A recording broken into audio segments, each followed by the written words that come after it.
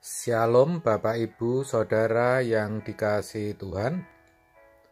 Seri pengajaran hari ini Rabu 1 September 2021 berjudul Menjauhi Hati yang Degil. Saudaraku, dalam Efesus 4 ayat 18 dituliskan demikian, dan pengertiannya yang gelap jauh dari hidup persekutuan dengan Allah, karena kebodohan yang ada di dalam diri mereka dan karena kedegilan hati mereka. Bagian terakhir ayat ini mengatakan, karena kedegilan hati mereka. Kata kedegilan dalam teks aslinya dipakai kata poroses, yang berarti sikap keras kepala, sikap dingin hati, persepsi atau pikiran yang tumpul.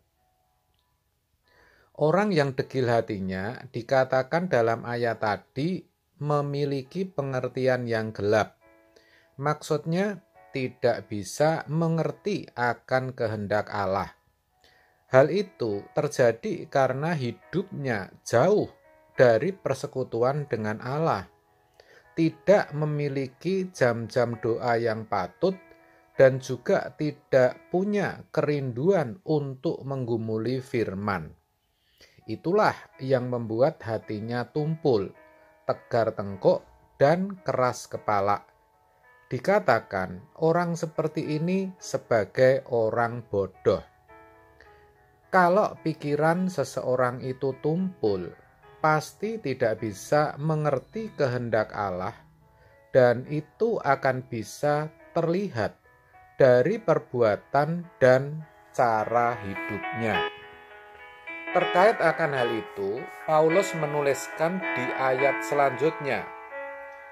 Dalam ayat 31 dikatakan, segala kepahitan, kegeraman, kemarahan, pertikaian, dan fitnah hendaklah dibuang dari antara kamu.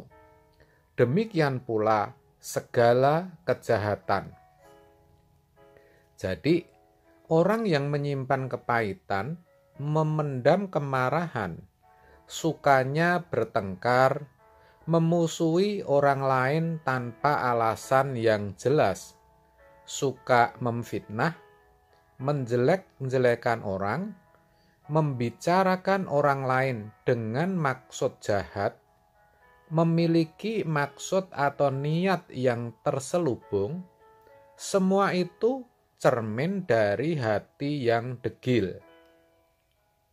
Di sini harus diakui, meskipun orang sudah jadi Kristen, bukan berarti hatinya pasti bersih. Harus dimengerti bahwa keadaan hati manusia itu sendiri yang menentukan, bukan Tuhan. Ini penting, saudara. Dengan begitu, bisa saja orang Kristen memiliki hati yang degil. Saya percaya pasti saudara pernah atau bahkan sering menjumpai orang seperti ini. Bahkan kalau mau jujur, diri kita sendiri juga pernah, bahkan bukan tidak mungkin, sedang mengalami hati yang degil. Itulah sebabnya kita harus memperhatikan hidup kita. Paulus berkata, perhatikanlah dengan seksama bagaimana kamu hidup. Jangan seperti orang bebal, maksudnya orang bodoh, tetapi seperti orang arif. Efesus 5 ayat 15. Hal itu berarti kita harus senantiasa memeriksa hidup kita. Maka dikatakan dengan seksama, artinya dengan teliti, secara detail, setiap saat dan setiap waktu. Dan jangan sampai bertindak bodoh bebal. Maksudnya jangan sampai hati kita degil. Dengan kata lain, kita harus berjuang untuk menjauhi hati yang degil itu. Karena hati yang degil akan mendukakan Roh Kudus Allah.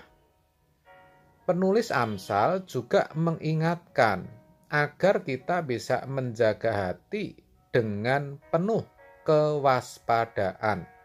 Amsal 4 ayat 23.